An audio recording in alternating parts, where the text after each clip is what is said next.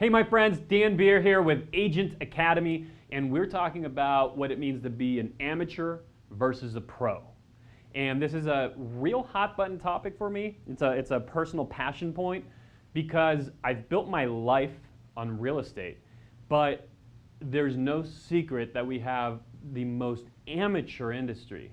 And I'm talking on a whole, not people like you that are spending time training and learning, but all those people that right now are not just not doing what you're doing, but they're possibly just off at the beach or taking a walk or lost track of time and are just who knows what, right? This is a part-timer amateur industry, and it's not your fault or my fault. It's the fact that they allow people to get licensed through very little effort, and there's a million something of us running around the country with very few treating this like pros, right? Very few treating this like a business and as professionals, which is cool. That's the opportunity you and I have, but still we have to articulate that to others, and we have to articulate that to the public and make them understand that you and I aren't like them. So it's a hot button point for me, and really we need to make sure that if we're going to call ourselves pros, we're really pros, okay?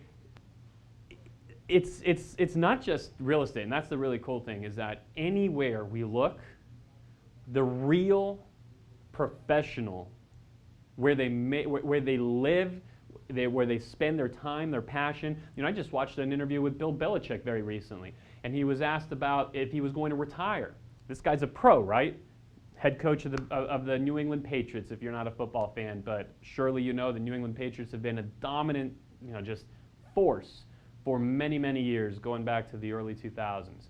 And so Bill Belichick's asked if he's going to retire, and sure enough, what he responds with isn't about how he's not going to retire because he still likes, winning and the games. He loves that, but he understands that where he really makes his money and that what really makes him a pro, he responded with how much he still loves practice, training camp, meetings with his coaches, strategy, getting on the whiteboard back at headquarters and planning the steps that are going to go in, the preparation it takes to get there.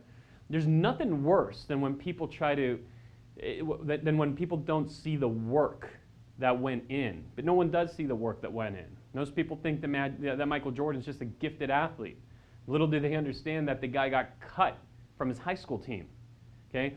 But he spent the most time practicing, spent the most time studying, watching tape, watching his opponents, anticipating where they're going to be, playing the game out in his head over and over before he ever got to the court. And he's infamous for having said that he trained so that his training was harder than the game could ever be. And that's exactly what we need to be doing here. What are you doing to get yourself in pro shape? There's certain things that you ought to be doing. I'll share with you what we do with my team and what we're doing on a daily basis. And these are steps that'll have you, performing at your peak level.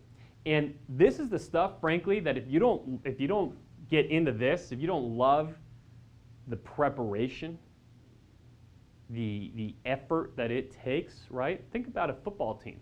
Those folks practice all week to play 3 hours. All week to play 3 hours. I played high school football, and my memories are a little bit about the games, a lot about the practices. But that's what it was. And I wouldn't change. That was just awesome. So here's that in real estate. Okay, number one, every morning, 7:35 on the dot, everyone's phones on my team ring, including mine, because I want to stay sharp, and we go into a role play. Every morning at 7:35 sharp. It's a completely optional role play. You don't have to answer your phone, but we get 100% participation because we only have pros on the team. That's a whole nother topic for another video, but are you letting amateurs on your team or in your professional life? So role play. Okay, that's the stuff that really starts to sharpen the saw, and what an amazing thing that was. This is the one thing we recently actually on a Facebook board, they asked, what's the one thing you implemented in 2017 that made a huge difference? That morning role play, simple as it is. I mean, we have incredibly high-level complex things going on in my business, but that little simple role play, what a difference when you show up, having done that, for 25 minutes and then you go into prospect versus just rushing into the office and prospecting cold. Okay, totally different game. It's the equivalent of having stretched, focused, hydrated, and then gone into the game after taking a few practice swings in the cage versus just rushing off the parking lot and expecting to hit a grand slam in the World Series. It's not going to happen. Read. What are you reading? Are you reading something now? Okay? We are always reading something and then masterminding around the book. Here's the thing. A lot of this, I mean, that actually immediately benefits you because it's practice. But people that are, reading books, even watching videos like this, I'll tell you what, this is great information. It's absolutely meaningless if you don't implement. So we read, but then we mastermind and powwow around what we learned and then hold each other accountable in our conversations in the course of the week to make sure that it's sticking. But are you reading? Okay, reading books, scratch that, typo. Training. What sales you could be training on all kinds of things, okay? It could be sales techniques, it could be language patterns, it could be recorded calls. On our team, we have 2 hours set aside every week where it's a focused training. And we train all together. We then mastermind around what we've learned. And somebody documents it so that it's all written down and we can capture it within our organization and pass it down to people that will be joining us in the coming days, months, weeks, years, etc. So are you role-playing, reading, training, and you could be training on a million other things, by the way. These are just 3 examples. So mock appointments. Are you going into your listing appointments and your buyer consultations cold? Is it the first time all week that you've presented? Or do you ever actually sit down and whether you have a team, if you have a team, you have people available, but if you don't have a team, you have title reps, you have people in your market center or in your branch or your general office, you have simply people that like you, a spouse, a friend, somebody, and the best mock appointments take place with 3 people. A presenter, a person pretending to be the buyer or the seller, and an observer. And what you'll find is that the observer and the presenter are the 2 that learn the most.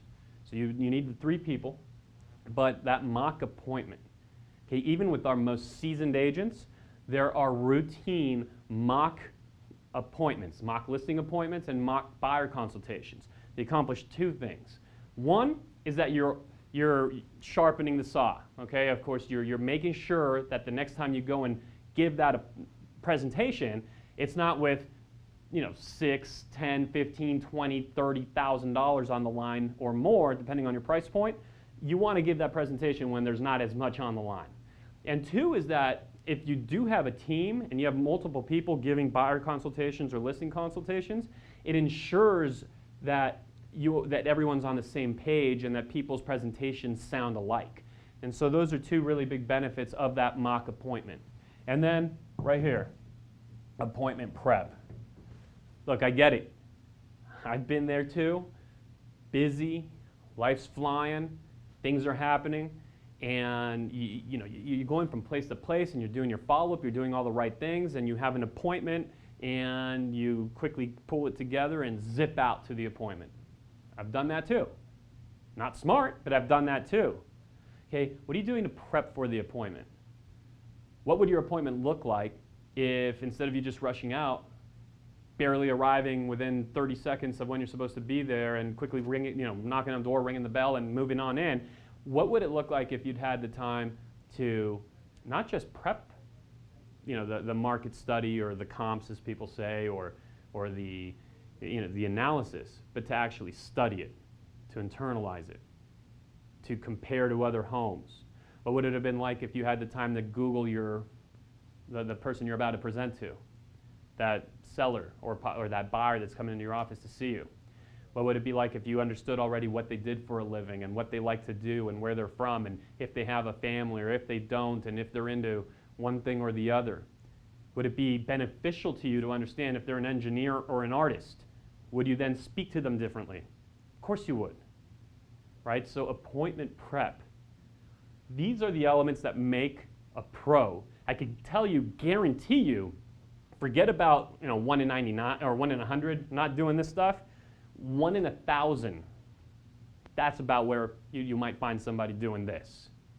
You do that, and you do that for long enough, you'd be amazed at what happens. You cannot fail. Like, you will be big, and you just can't be thrown off that course because you've put yourself so far ahead of where anybody else is. By the time anyone else is showing up to compete against you on a listing appointment, you've already done it so many other times. I mean, you're showing up like Michael Jordan. They're showing up like the guy that got drafted before him, whose name we don't know anymore. That's what it is. I know you're a pro.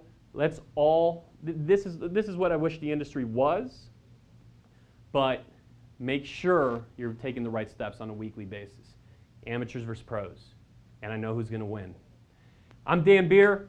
This was awesome. Thanks for being here with me. I hope you're loving Agent Academy, and if you haven't yet liked us on Facebook, please do so, and subscribe to our YouTube channel. Content like this on a regular basis, and it's awesome being with you. We'll see you on the next one.